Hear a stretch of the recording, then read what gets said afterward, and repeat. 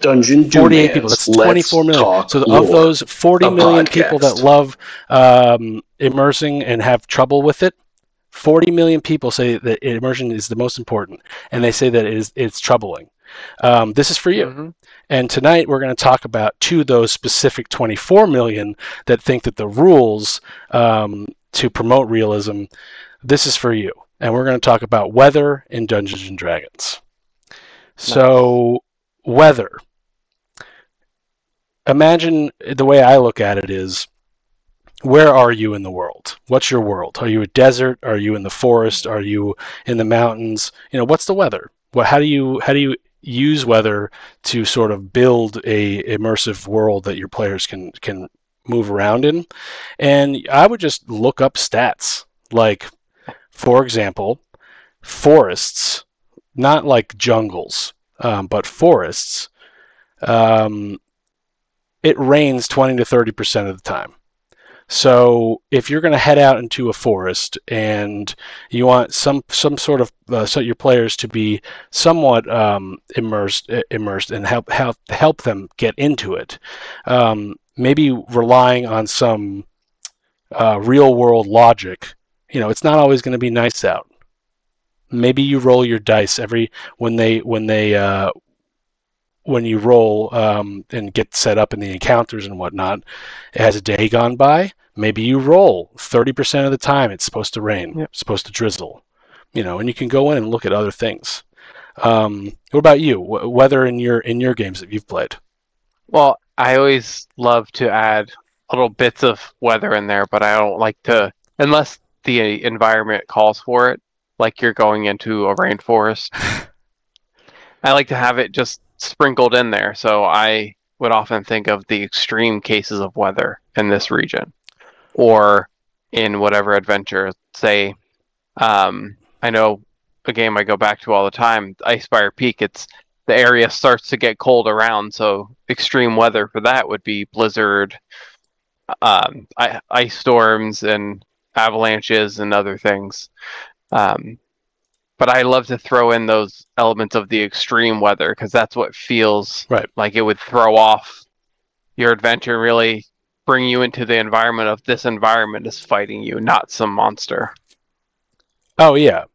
And I think also, it doesn't have to be things that, obviously you want your characters to if it rains, things are going to be slippery. You're going to have to roll. There's going to have to be some sort of interaction with it. So don't just say it's raining. That should have an effect on what's happening. If it turns like it's out harder to light torches or something. Maybe you get exhausted. Maybe it's muddy. Maybe your environment. if there's for whatever reason, you look at your percentages of the time that it rains in the desert, which is probably let's just say it's like 5% of the time it rains there throughout the year, maybe less. I'm not really a big desert guy. I have no idea, but. I will eventually, because of this, know the stats. But maybe what happens when it rains in a desert? There's a flood. It pours. So look into that and really give the players a real world experience in the magical realm. And another way of doing that is how you describe the weather. And wouldn't it be cool if there was a fog that came in, and instead of saying, okay, it's foggy, everyone has a disadvantage on ranged attacks or whatever, or perceptions?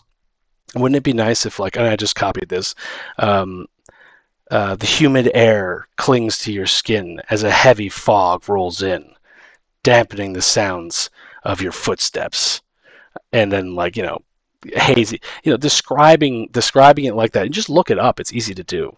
Something that you do well when you're DM, and something I've been trying to pick up from you, is describing your senses in that. So if fog rolls in, you're describing how it feels, how it smells, how it tastes.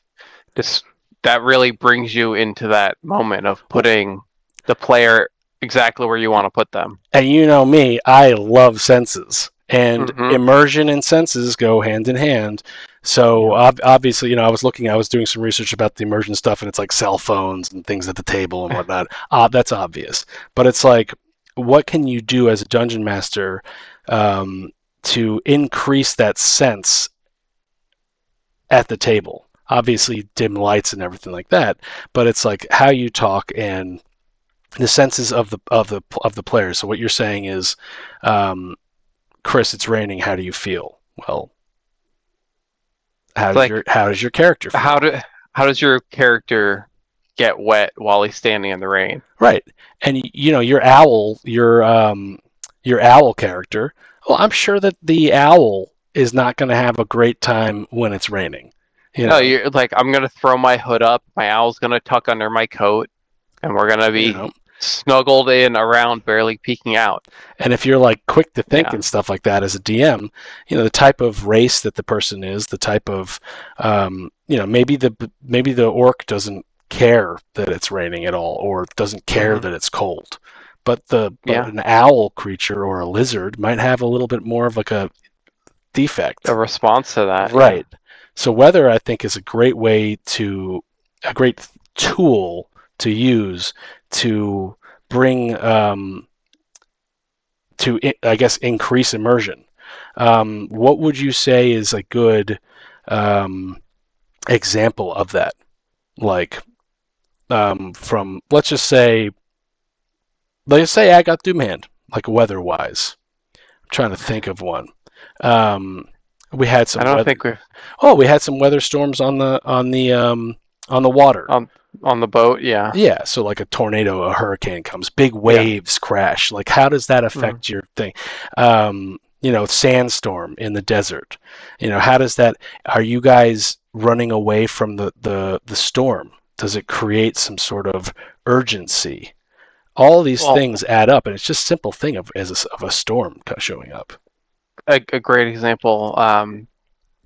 Recently played a game last week that happened to feature weather prominently in the way that the adventure was run, and there's a blizzard. So it was a rescue mission. We're trying to rescue some people, and it's in the frozen north. There's blizzards, there's storms, and as we're trying to go, it's all right. Roll, see what the weather is like today. All right, it's the blizzard's not there, but it's the winds are picking up and it's getting icy. You can't travel as far today. Okay, we have to find a camp. Right. So it creates the adventure of we have to adapt to the environment. The environment is part of the adventure as well, and it makes you feel like, okay, what do we do when we get to camp? We have to get firewood so we can build a fire so we can get warm, so we don't freeze to death out here in the middle of nowhere. Yeah, and it can also be used. Like, so for your immersion, it can also be used as sort of like to not push or railroad the campaign, but it can sort of, it's getting really, really, the storm is coming in and trees are falling and there's a cave that looks like, from a distance, you don't have the greatest perception because it's hailing and the winds. As the lightning flashes, you can see. Yeah. It goes deeper and opening, and it looks safe or whatever. That type of thing, and how you describe it. And we'll have another one of these special immersion focused Let's Talk Allure episodes on, I think, details in the way that you describe rooms and how to describe a room when it should be the next topic in 2 weeks. But I mean, weather is I need that. Oh yeah, there's tons of stuff, but weather is and so like a lot of people are going to ask now, okay, so you've described Spencer and Chris, you've described weather as being a tool that you can use to bring the players in. But how do you do that? Like, how do you, in your game setup? Well, we just talked about it. You can literally Google do your research for that region. Yeah, real quickly. And if it's a made-up world, I only play in my made-up world. It's fantastic.